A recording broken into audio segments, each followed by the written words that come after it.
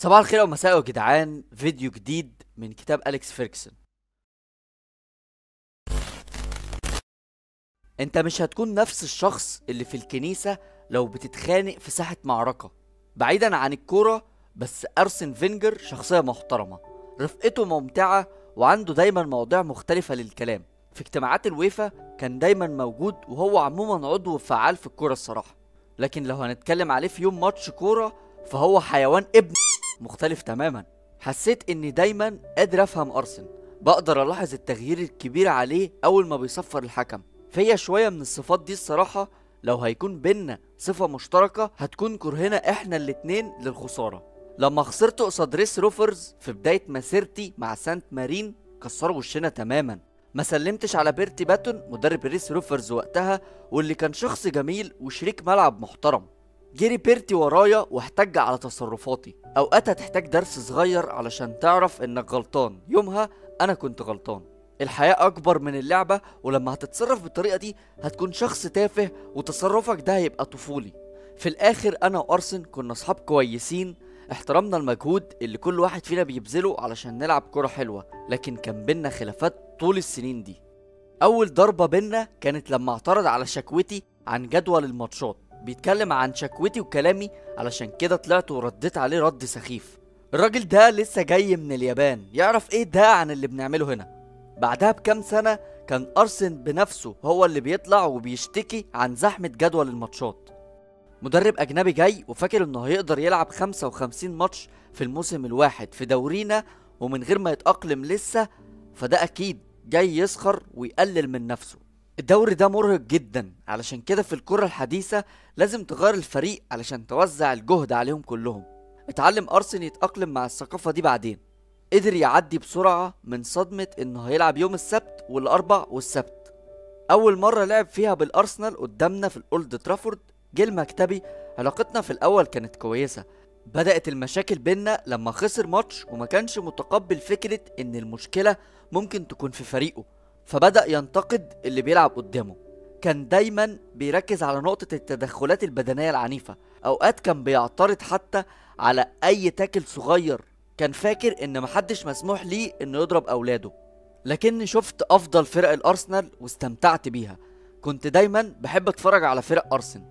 اللعب ضدهم كان بيحضر تحديات خاصة قوي، وقضيت وقت كتير جدا وانا بحضر ليها. حسيت اني دايما لازم اراقب كل اللي بيعمله الارسنال، لانهم كانوا بيسببوا تهديد لينا في الملعب. تشيلسي كانوا بيعملوا مشاكل لكن من نوع تاني. كان عندهم من أسوأ سجلات الالتزام في الكورة في أول أيام أرسن. لكن مش هتقدر تقول غير إن ستيف بولد وتوني آدمز كانوا بينعشوا الحياة جوه أي شخص. الكل كان عارف إن طريقة لعبهم كانت بالغشامة والضرب بس. كل مرة هيدخل من وراك ويضربك وشوية. واشتروا باتريك فييرا اللي يقدر يساعد قوي في الكلام ده. في 2010 انتقد أرسن بشكل مفاجئ بول سكولز، وقال للصحافة ان بول عنده جانب مظلم. ما كانش فيه اي سبب علشان يتكلم عن واحد من لاعيبتي. ما كناش هنلعب قصاد الارسنال في الاسبوع ده، وما كانش فيه اي احتكاك بينا. وقتها كان سكولز معاه 10 بريمير ليج وكاس شامبيونز، وارسن واقف هناك بيتكلم عن جانب مظلم. الموضوع كان محير في الحقيقة. اللعيبة هتدهشك مرة بأدائهم الخرافي ومرة بمستواهم الهابط. أرسن كان بيعاني من تقبل الفكرة دي بقى كعامل في الخسارة. الكرة هتقدر تظهر الأفضل والأسوأ في الناس، لأن الرهان على المشاعر عالي قوي. في ماتش واحد وارد جدا أي لاعب يفقد أعصابه في دقيقة ويتعكر مزاجه، وهتفضل ندمان على ده على طول. أرسنال عاشوا كتير من اللحظات دي، لكن أرسن ما كانش قادر يتقبل فكرة الفشل أو الضعف. انا مش بقول ان المدربين بيبقوا شايفين كل حاجة، لكننا بنبقى شايفين معظمها. علشان كده ارسن لو اتسأل في اي حاجة مش عاجباه بعد الماتش هيقولك ما شفتش ده. ما كانش عذر الواحد يستخدمه الصراحة. جملتي المفضلة كانت اعتقد لازم اشوفها تاني. كانت نفس الرسالة، لكن دي كانت بتديك الوقت في اليوم التاني او بعد السؤال بشوية علشان تشوف ايه اللي حصل. كسبت الوقت والموضوع بيتأجل ويبعد الانظار عنك وشكرا. اتطردت بتاع 8 مرات في مسيرتي، واخر واحدة كانت اغباهم لاني كنت المدرب. لاعب من الفريق التاني كان بيلعب بخشومية رهيبة، كل شوية يضرب واحد من لاعبتنا، قلت لديفيد بوفان انا هروح اكسر وش الواد ده لو ما هديش. قال لي اقعد وما تبقاش غبي. قلت له لو كررها تاني انا هروح له، وطبعا كررها، وبعدها بدقيقتين كنت بخرج بره الملعب. في اوضه اللبس قلت لهم لو سمعت اي كلمه عن الموضوع ده كلكم هتموتوا. اللي جه في دماغي ان الحكم ما شافنيش وانا بضرب الواد ده، كان طويل قوي، كان شبه رجاله الجيش. اول اختلاف مع مدرب في ارسنال كان جورج جراهام. شفت الماتش الحاسم في دوري 89 في الدور اللي فوق في بيتنا، اوضه توني، وقلت لكاسي مش عايز اي مكالمات، ما تقوليش لاي حد اني هنا.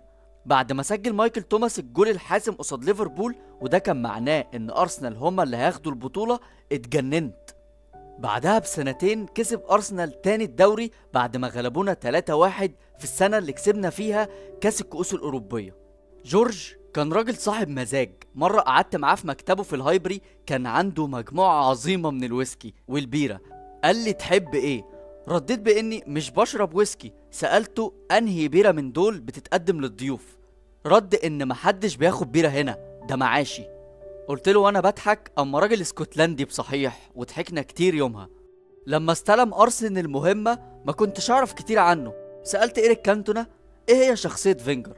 قال لي اعتقد انه بيميل للدفاع بطريقة مبالغة. نايس، ده كويس. وبدأ فعلا الماتش ب5 مدافعين وقتها، لكنك لما هتشوف الفريق دلوقتي مش هتقدر ابدا تقول انهم بيبالغوا في الدفاع. نقد إيريك لسه لحد دلوقتي بيخلينا ابتسم. في نهاية التسعينات وفي أول جزء من الألفية الجديدة، أرسنال كانوا منافسينا المباشرين على الدوري، ما كانش فيه أي منافس تاني. تمام، الليفر كان بيظهر ونيوكاسل، لكن لفترة قصيرة. بلاك بيرن كسبوا الدوري مرة من نفسهم يعني، لكن لما تبص على تاريخنا قبل ما يجي جوزيه مورينيو ما كانش فيه أي تهديد صريح لينا غير الأرسنال. تشيلسي كانوا فريق كويس في الكاس، لكنهم ما قدروش أبدا يوصلوا لمستوى البريمير ليج وقتها. لما ظهروا بلاك بيرن كنت عارف ان ده مش هيطول، لان ما كانش عندهم تاريخ يعزز الانجاز العظيم ده. انك تكسب الدوري ده شيء عظيم طبعا، والجاك ووكر فعل الخير اللي جاب كل اللعيبه دي للنادي، ألين شيرر بالذات. كان وقت عظيم لبلاك بيرن. لكن الخبره هتقولك تقلق من المنافسين اللي عندهم ثقافه المزايده على الجوائز الكبيره. لما كان أرسنال واليونايتد المنافسين لوقت طويل كنت عارف ان الجانرز مكملين بسبب تاريخهم وشخصيتهم القوية. في ملعب الامارات الموسم القبل الاخير ليا كمدرب لليونايتد، اتغديت في اوضة الاجتماعات وقلت في نفسي نايس، ده من الطراز الاول. كنت ببص على تمثال هيربرت تشيبمان واحس للحنين بالماضي. الانجاز كان دايما موجود من ايام هيربرت والثلاثينات لحد النهاية. أوضة اللبس كانت ممتازة. الفايدة من بناء ملعب جديد كانت كبيرة طبعا. عندك ورقة بيضة وتقدر تبدأ من الأول. كنت هتقدر تلاحظ كل تفصيلة صغيرة في أوضة التدريب في أرسنال، كانت بتعكس مواصفات فينجر. قدر يغطي كل المتطلبات لنادي كرة كبير. في الأوضة هناك هتلاقي ترابيزة رخام بيتحط عليها الأكل بعد كل ماتش علشان الكل ياكل. المدرب وطاقم التدريب بتاعه كله ليه أوضة لوحده، وهكذا. علشان كده ما كنتش عارف اوقف قلق ابدا بسبب الجودة العالية اللي بيظهرها الارسنال في كل صراعاتنا. التاريخ ساعدنا، لكنه ساعدهم هم كمان، وكان معاهم المدرب المناسب. ارسن كان المناسب طبعا، لانك هتقدر تلاحظ انه اول ما لقى فرصة تدريب في انجلترا قدر يستغلها على طول، حط لنفسه مكان هنا ومش هيمشي ابدا. طول الوقت كان في اشاعات عن ان ارسن هيروح ريال مدريد، لكني ما كنتش مقتنع ابدا ان ارسن هيسيب ارسنال. كنت بقول لنفسي لازم اتأقلم مع الوضع ده، هيفضل هنا للابد، من الاحسن ان اتعود. اوقات كنت هتلاقيه متعصب جدا، تحس انه وقتها كان بيبقى راجل مختلف. رغم ان ارسن ما كانش بيجيلي ابدا بعد اي ماتش نشرب سوا، لكن باتي رايس المساعد بتاعه كان بيجيلي دايما وبنشرب. لكنه وقف ده بعد خناقة البيتزا في الاولد ترافورد. اللي فاكره عن الموضوع ده لما جالي رود فان نيستلروي لأوضة التبديل بيشتكي من ان فينجر استهزأ بيه وهو خارج من الملعب. على طول خرجت وانا متعصب وبزعق لأرسن ومسكت فيه، انت تفكك من لعيبتي فاهم، اهتم وخليك في لعيبتك انت وفريقك انت. ارسن كان متعصب بسبب خسارة الماتش وتعصب اكتر بعد كلامي، مسك فيا، لكني كنت انا المتحكم وكنت عارف ده. فينجر كان عنده حاجة مع فان نيستلروي، هو كان بيقول انه كان عنده فرصة يتعاقد معاه لكنه ما كانش شايف ان رود كويس كفاية لانه يلعب في الارسنال. اتفقت معاه في النقطة دي. رود فعلا مش لاعب كرة عظيم، لكنه هداف عظيم. ايا كان اللي حصل بعدها، هو اني لقيت نفسي متغطي بالبيتزا. بنحط الاكل في اوضة الفريق اللي جايلنا بعد اي ماتش. معظم الاندية بتعمل ده. اكل الارسنال كان بيبقى الافضل الصراحة. المهم بيقولوا ان سيسك فابريجاس هو اللي رمى عليا البيتزا، لكن لحد يومنا ده مش متأكد وما عنديش فكرة مين اللي عملها. المكان كله بعدها تحول لفوضى رهيبة. أرسنال كانوا بيدافعوا عن 49 ماتش من غير خسارة، وكان نفسهم يقفلوا ال50 ماتش من غير خسارة في ملعبنا. تقريبا خسارة الماتش ده أثر على عقل فينجر. اليوم ده حصل خلاف كبير بينا، ومفيش شك إن الشق اللي حصل في علاقتنا ده أثر ووصل لبات رايس اللي ما بقاش يجي يقعد ولا يشرب معايا بعد الماتشات.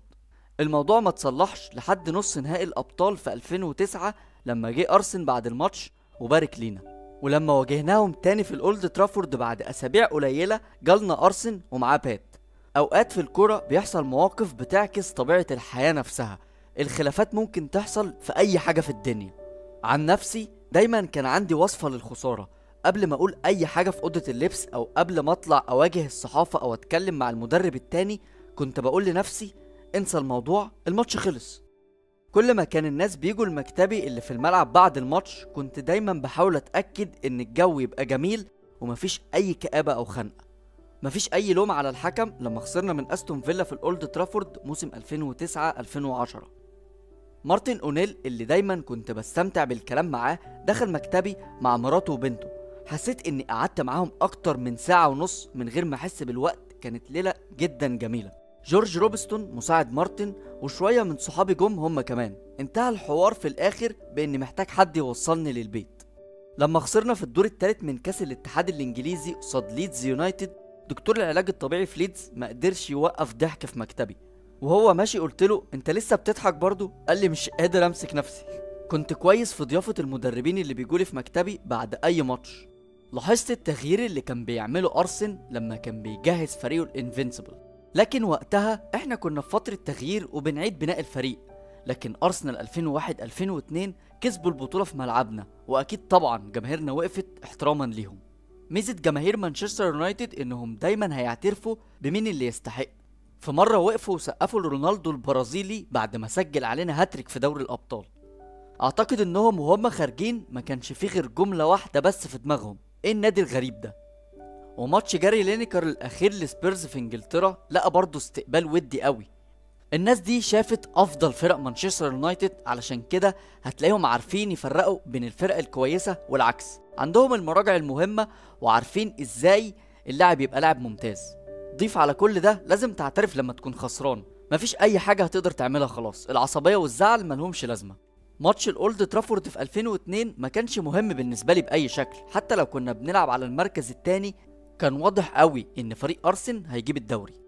لكن في لحظات الخسارة دي انا ما ببقاش حابب الوضع، لكني بقعد افكر لازم نعمل ايه علشان نرجع ننافس ونواجه التحدي. لازم نرجع ونتطور. مش هنكون انا والنادي نستسلم لافكار مش لطيفة عن نهايتنا ونهاية كل اللي وصلنا له. مش هينفع اسمح لده ابدا.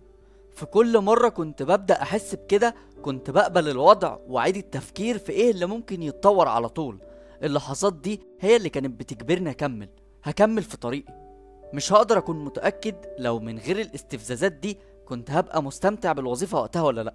في السنين اللي بعدها كنا اتعلمنا اكتر عن تفكير ارسنال. فينجر كان عنده نموذج لطريقة رؤية اللاعب وطريقة لعبه.